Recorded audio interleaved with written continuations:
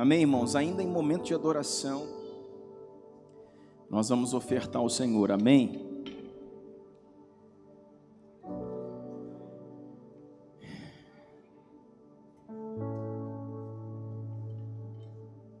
Vou tentar de novo. Ainda nesse momento, debaixo desse céu aberto, desse ambiente de adoração, nós vamos ofertar ao Senhor, amém? Essa deveria ser uma hora que você deveria se alegrar muito. Porque é um momento, irmãos, que nós colocamos diante do Senhor a nossa devoção, a nossa gratidão por tudo, não só por aquilo que a gente tem em recursos, mas pela vida, pela proteção, pela cura, porque o Senhor nos tirou do império das trevas e nos trouxe para o governo do seu Filho, para o seu reino, amém? Então esse é um momento de gratidão, um momento que a gente se alegra em poder fazer parte. Eu sempre digo isso, e uma certeza muito grande é que Deus não precisa de nada que é nosso. Quando o Senhor tem um projeto, o projeto é dele, ele sustenta. É ele que promove o seu projeto. Seu projeto é dele. Mas o Senhor nos chama a fazer parte disso. E sabe o que a gente sempre pensa? Que nós estamos entrando para abençoar. Faz sentido um comedor de feijão, igual eu e você, abençoar a Deus? Vamos abençoar o Senhor. Vamos abençoar a obra de Deus, irmãos. A oportunidade que temos na oferta, no dízimo, é sermos abençoados. É sermos cooperadores daquilo que Ele está fazendo. A Bíblia diz que Ele conhece o fim desde o princípio. Então Ele é um Deus que, quando começou, sabia como ia terminar. Está entendendo? Deus não é um Deus como nós, que muitas vezes somos pego de surpresa. Já pensou assim, você não está esperando, de repente bate alguém na porta da sua casa, lá um familiar seu, e chegou lá na sua casa, ele, a esposa, mais uns primos, umas 15 pessoas de uma vez. A gente veio passar o fim de semana aqui.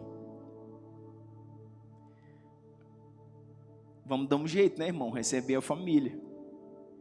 Mas aí você sai naquela correria, às vezes você não tem espaço, às vezes você não tem colchão, às vezes você não tem comida para esse tanto de gente. E muitas vezes em nossas vidas somos pegos de surpresa. Mas o Senhor nunca foi pego de surpresa. Você sabia que uma atitude sua não surpreende a Deus? Porque Ele sabe da palavra que vamos falar antes que ela venha à nossa boca. Então Ele sonda corações, esquadrinha pensamentos. Então antes de se formar uma palavra, o Senhor já esquadrinhou meu pensamento, já sabe o que eu estou pensando. Então quando eu falo, nós vimos na semana passada, quando a gente falou sobre intercessão. Foi isso que falamos semana passada?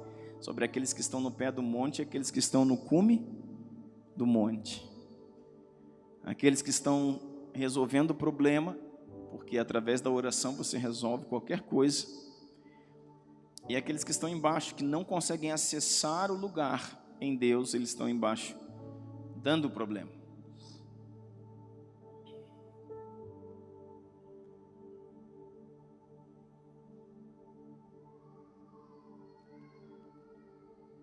O Senhor nos chama, irmãos, nesses dias a fazer parte daquilo que Ele sonha. Tantas vezes nós falamos sobre dízimos, ofertas, e como nós brigamos com isso. Oferta, dizimar. como ainda questionamos essas coisas, como nós brigamos com isso e como nós muitas vezes quebramos a lei, quebramos o princípio. Só que Deus tem nos chamado, irmãos, a ir além, muito além disso. Tem gente que ainda questiona assim, falando assim: não, pastor, o dízimo é da lei. O dízimo é da lei. Nós estamos na graça. Tem gente, irmãos, que ainda tem coragem de...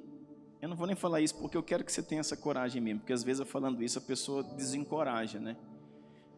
Tem uns que têm coragem de trazer apostilas para debater sobre a questão financeira, né? E tenha coragem mesmo, irmão. Seja encorajado nessa noite a fazer isso. Traz para nós, vamos sentar e falar sobre essas questões, porque sua casa precisa ser abençoada. E se você, sacerdote, não entende isso, seus filhos, sua esposa, sua geração padece. A Bíblia diz que o meu povo está sendo destruído porque lhe falta o conhecimento. A Bíblia é tão estranha, engraçada às vezes, que não diz que o povo está sendo destruído porque falta oração, falta conhecimento. Você sabia que tem gente que ora, e muito, só que não muda a vida dele na oração? Como assim, pastor? Porque não obedece. Então ele está orando, mas ele não obedece. E o meu povo está sendo destruído não é porque falta oração, não é porque falta vigília, não é porque falta monte,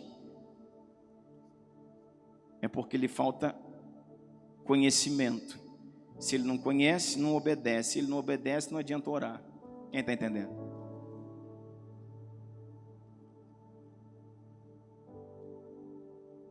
Por isso que a Bíblia diz: conhecereis a verdade, ela vos libertará.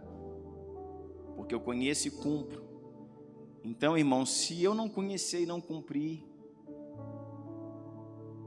Então, voltando ao que eu estava dizendo, não vou nem abrir Bíblia aqui para ler, eu quero trabalhar algum conceito que está no meu coração nesse momento. Que a pessoa às vezes fala: mas dízimo é da lei. Dízimo é da lei. Dízimos, ofertas. Irmãos, a lei começa em Moisés. Amém? A lei começa em Moisés. E Moisés, a lei de Moisés, a lei mosaica, começa em Êxodo, Levítico. É ou não é? Só que já se fala em dízimo em Gênesis, com Abraão. Quem está entendendo? Já se fala em oferta com os filhos de Adão. Quem está entendendo? Então, como é que dízimo é da lei? Se a lei começa em Êxodo, com Moisés. Dízimos e ofertas, irmãos, são princípios que desde o cerne, o Gênese é criação, desde a criação do homem estão em vigor. Desde o primeiro homem, Adão e Eva, tem oferta. Desde Abraão entregou a Melquisedeque os dízimos de tudo. Ué, como é que dízimo é da lei? A lei começou no Êxodo, com Moisés, a lei mosaica. E ainda se a gente pensasse assim, a lei de Moisés falava sobre a entrega da 10ª parte ao Senhor, ou seja, você entregaria 10% ao Senhor daquilo que é dele, não é daquilo que é seu. O entendimento, irmãos, não é que eu dou 10% para Deus, o entendimento é que você fica com 90% do que é dele. Quem está entendendo? Por quê? Porque tudo é dele. Não é 10% que é dele, tudo é dele. O Senhor falou para Adão: dessa árvore não tocarás, porque no dia que você tocar dela morrerás. Ele foi lá e tocou na árvore do conhecimento do bem e do mal, comeu do seu fruto e morreu. Porque ele morreu espiritualmente. O Senhor vem, Deus vem, na viração do dia, e vai remir Adão. Ele vai matar um cordeiro naquele dia para vestir Adão, para remir Adão. Aquele cordeiro, aquele sangue, representa o Cordeiro de Deus que tira o pecado do mundo. Jesus na cruz remiu a terra.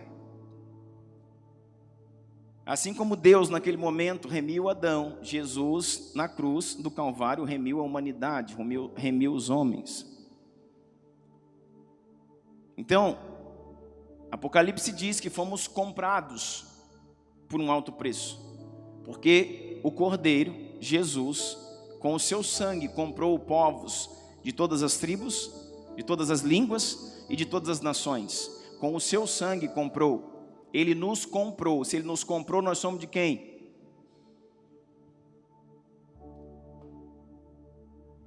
Se Ele nos comprou, nós somos de quem?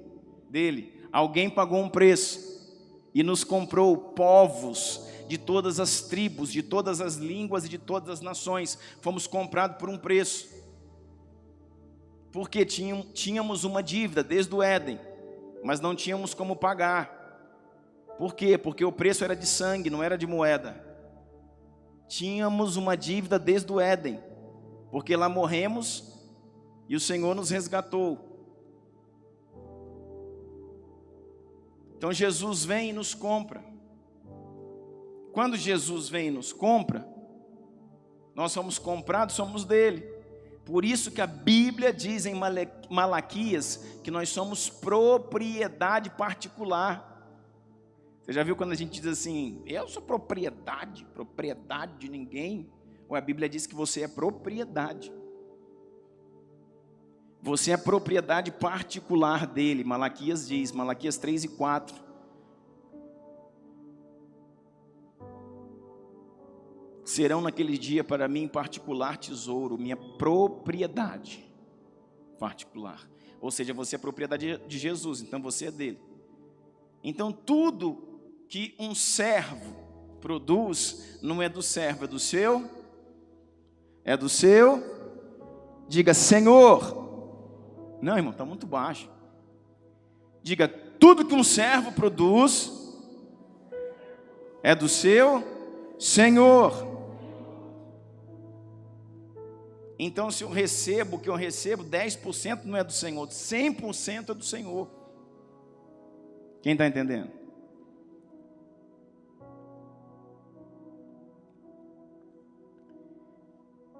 Não tem como, irmão, não entender.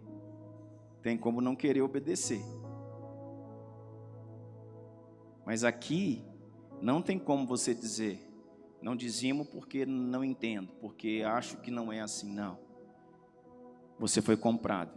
A Bíblia te chama inúmeras vezes de servo. Servo não tem propriedade. Tudo que o servo produz é do seu Senhor. Como um bom Senhor, Ele não te trata como servo, como escravo, te trata como filho. Por adoção, Ele te fez filho, você sendo servo. Então, como um bom Senhor que te trata não como servo, mas como pai, Ele deixa você ficar com 90 do que é dele, não é seu, e só pede 10.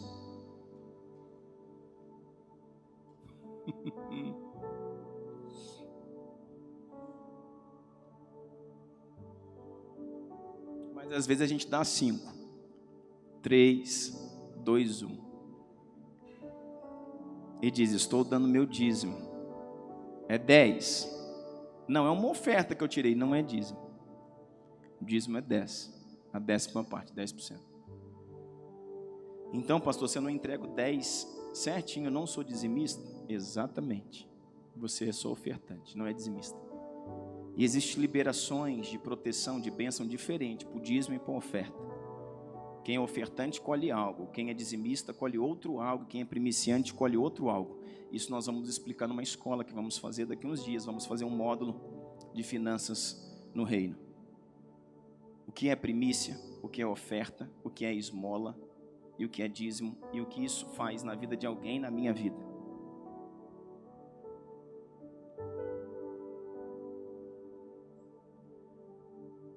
Aí, só para a gente terminar, diz assim, ó, não, mas, às vezes a gente ainda diz, não, mas Dízimo é do Velho Testamento. Vou te perguntar uma coisa então. No Velho Testamento, ou Antigo Testamento, ou Antiga Aliança, dava-se 10. E representava isso que eu estou te dizendo. 10 que não era dele, era do seu Senhor, mas eles entregavam 10 para o Senhor e ficavam com 90 do que era do Senhor. Mas agora, nós não estamos no Antigo Testamento, nem na Antiga Aliança. Nós estamos na Nova Aliança, amém? Estamos na Nova Aliança.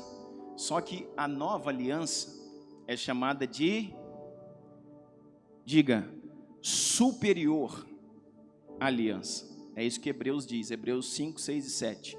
Que a nova aliança é superior aliança.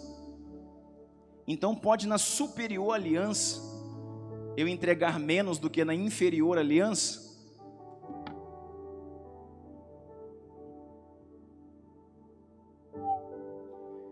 Pode? Faz sentido? Faz sentido eu estar na superior aliança e entregar menos a Deus do que na inferior aliança? Na inferior aliança ou antiga aliança, nós éramos servos de Moisés. É a aliança, a lei mosaica. Na nova aliança, nós somos servos de Cristo. Pode um discípulo de Cristo entregar menos do que um discípulo de Moisés? Pode um discípulo de Cristo renunciar menos do que um discípulo de Moisés? Pode um discípulo de Cristo ser menos grato a Deus do que um discípulo de Moisés? Pode um discípulo de Cristo cooperar menos com aquilo que Cristo vai fazer do que com aquilo que Moisés iria fazer, que era construir o tabernáculo naquele tempo, e para isso o povo dizimava e sustentava os levitas? Pode um povo não entender que a obra superior de Cristo é muito maior do que a obra inferior de Moisés? Pode um povo não entender que é necessário muito mais envolvimento, recurso, coração, suor, lágrima na superior aliança do Messias do que na inferior aliança de Moisés? Pode ou não?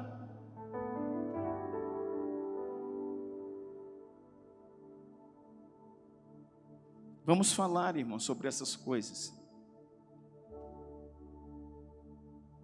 E não tem saída. Você só desobedece porque quer. E só colhe o fruto da desobediência porque quer.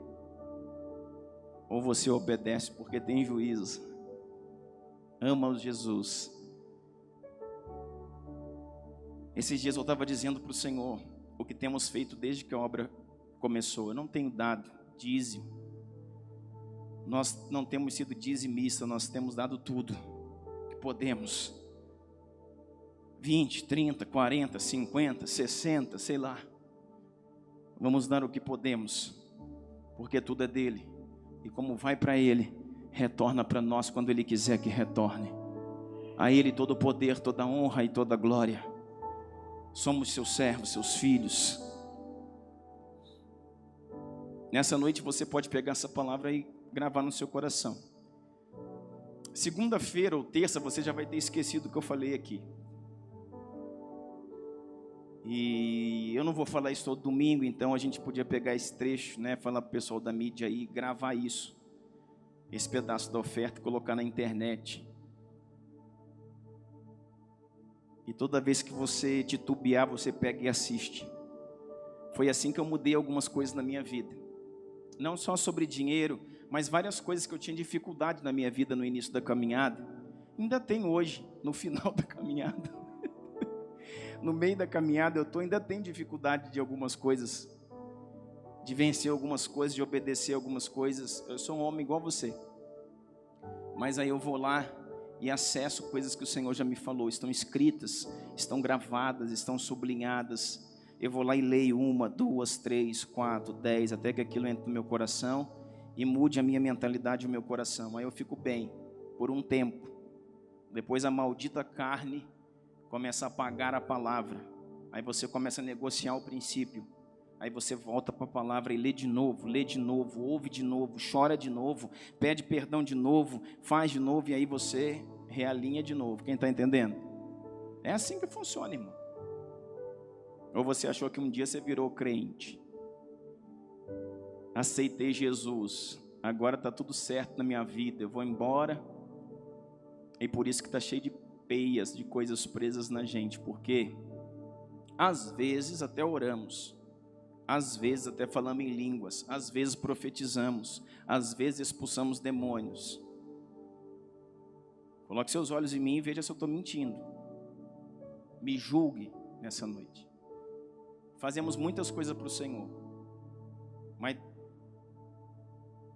a vida não rompe, está atravancado. Por quê? Não obedece.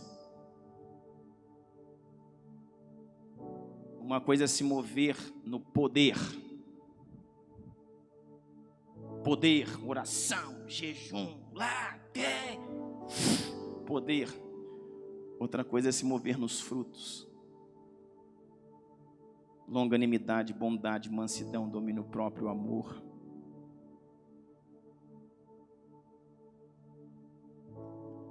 O poder de Deus, os dons, profecia, línguas, visão, revelação, interpretação, discernimento de espírito, 12 dons de Coríntios 9, né? Os dons é aquilo que o Senhor me dá pelo Espírito Santo. São dons do Espírito Santo. São dons dados por Deus a mim pela pessoa do Espírito Santo. Só que o fruto é aquilo que eu dou a Deus pelo Espírito Santo. O fruto é aquilo que eu dou, não é aquilo que eu recebo. O dom eu recebo pelo Espírito. O fruto é aquilo que eu entrego pelo Espírito. Sabe qual é o problema da igreja? Queremos nos mover nos dons, mas não nos movemos nos frutos. Queremos receber de Deus, mas não entregamos a Deus um testemunho aprovado. E o testemunho aprovado começa em ouvir e obedecer. Começa em ser aquilo que Ele disse que somos. E por isso precisamos entrar nesse lugar de fidelidade em todas as áreas da nossa vida. Porque senão não vai adiantar, irmão, cuspir fogo, marimbondo, lutar com o principado, profetizar, fazer paralítico andar e não ter uma vida transformada. Porque se move no poder, no dom, mas não se move no fruto da obediência. Quem está entendendo o que eu estou dizendo? Podia ir embora hoje já, né, irmão?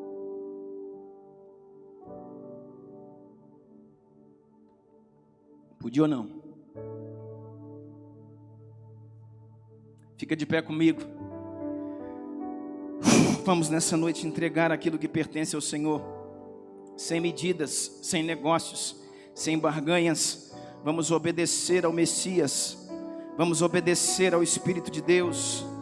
Todos aqueles que são servos e filhos, aqueles que são linha de frente, aqueles que são cantores, músicos, adoradores, intercessores e profetas, que fechem suas brechas nesses dias e entendam que não iremos a lugar nenhum sem obediência, que não faremos mais do que barulho sem obediência. Senhor, nessa noite nos colocamos diante do Senhor para dizer: estamos aqui e queremos obedecer. Estamos aqui, Pai, e queremos entender quem Tu és.